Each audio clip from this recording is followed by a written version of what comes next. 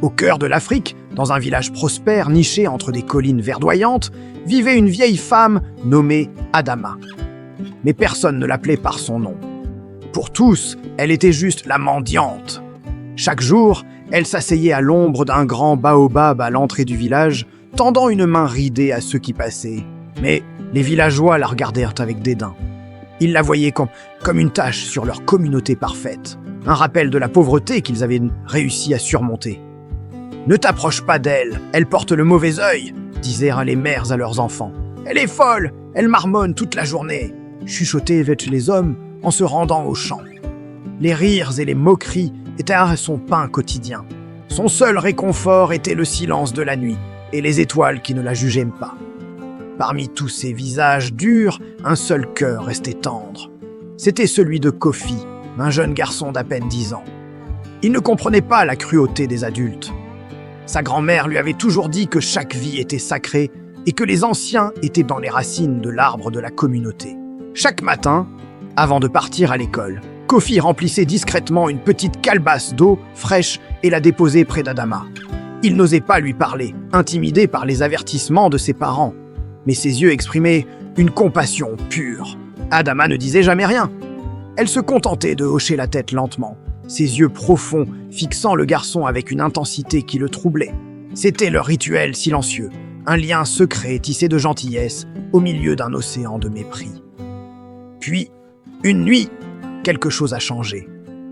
La lune, habituellement pleine et brillante, s'est voilée d'un halo rouge sang. Un vent glacial s'est levé, balayant le village et faisant claquer les portes et les fenêtres. Les animaux sont devenus agités, les chiens aboyaient sans cesse et le bétail se heurtait aux enclos. Les villageois se sont barricadés chez eux, terrifiés. Des murmures étranges semblaient venir de nulle part. Des ombres dansaient dans les coins sombres des ruelles. Les récoltes, si abondantes la veille, ont commencé à se flétrir dans les champs. Une peur glaciale s'est emparée du village. C'était comme si une force malveillante s'était abattue sur eux, une punition pour un crime qu'ils ne comprenaient pas. Au milieu de ce chaos, Kofi ne pouvait penser qu'à Adama. Était-elle seule dehors, face à cette tempête surnaturelle? Bravant les interdictions de ses parents et sa propre peur, il s'est glissé hors de sa maison. Le vent hurlait, lui fouettant le visage. Il a couru vers le grand baobab, et là, il a vu quelque chose qui a glacé son sang.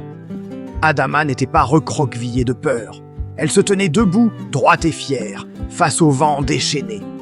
Ses vêtements en lambeaux flottaient autour d'elle comme les robes d'une reine. Et elle ne marmonnait plus. Elle parlait, d'une voix claire et puissante qui semblait commander aux éléments eux-mêmes. Elle ne parlait pas aux humains, mais à la nuit, au vent, à la lune rouge. Kofi s'est caché derrière un buisson, le cœur battant à tout rompre. Les paroles d'Adama étaient dans une langue ancienne, une langue qu'il n'avait jamais entendue, mais dont il comprenait intuitivement le sens. Elle parlait d'un pacte ancien, d'un esprit gardien qui protégeait le village. Cet esprit, disait-elle, se manifestait de temps en temps sous la forme la plus humble, la plus faible, pour tester le cœur des habitants. Il venait en mendiant, en infirme, en paria, pour voir si la compassion et le respect vivaient encore dans leur âme. Adama n'était pas une simple mendiante. Elle était la gardienne de ce pacte, le réceptacle de l'esprit protecteur. Le village l'avait rejetée, l'avait méprisée, et en faisant cela, ils avaient brisé le pacte. En rejetant la faiblesse apparente, ils avaient ouvert la porte au malheur. L'esprit protecteur, déçu et insulté, avait retiré sa protection. Le village était désormais vulnérable aux forces obscures qui rôdaient depuis toujours à ses frontières. La sécheresse, la maladie, la discorde, tout cela allait s'abattre sur eux. Les murmures dans le vent étaient les voix des esprits malveillants qui se réjouissaient de cette brèche dans le bouclier spirituel du village. Le mépris des villageois pour la plus faible d'entre eux était devenu leur propre malédiction. Ils avaient semé l'indifférence et récolté maintenant la peur et la désolation. La folie d'Adama n'était que leur propre aveuglement. Puis la vieille femme s'est tournée et son regard a trouvé Kofi dans sa cachette. La puissance qui émanait d'elle a disparu, remplacée par une infinie tristesse. Elle lui fit signe d'approcher.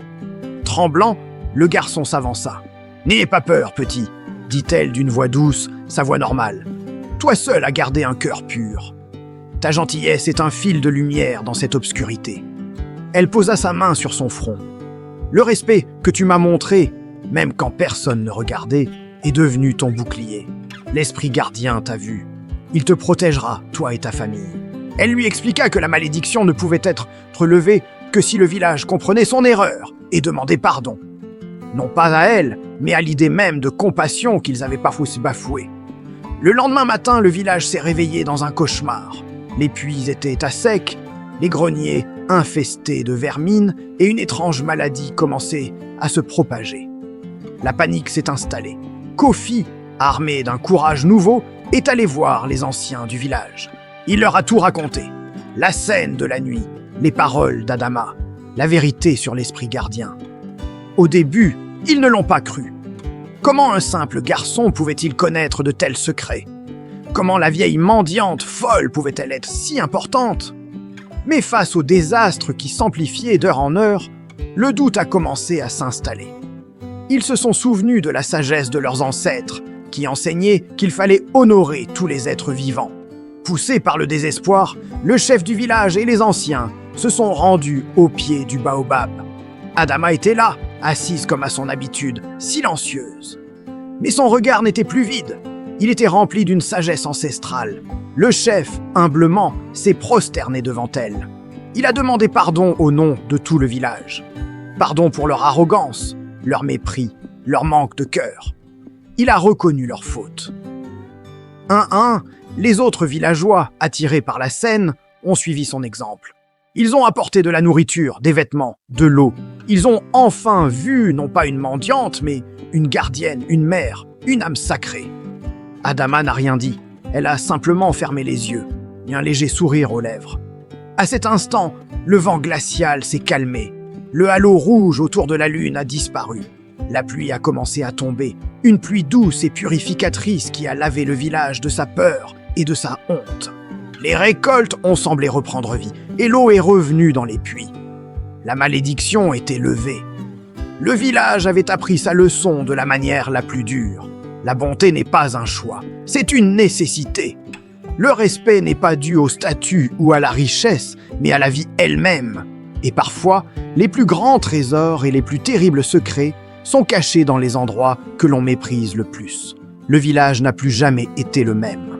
Et Adama, la gardienne, a continué de veiller sur eux, non plus comme une paria, mais comme le cœur respecté de leur communauté retrouvée.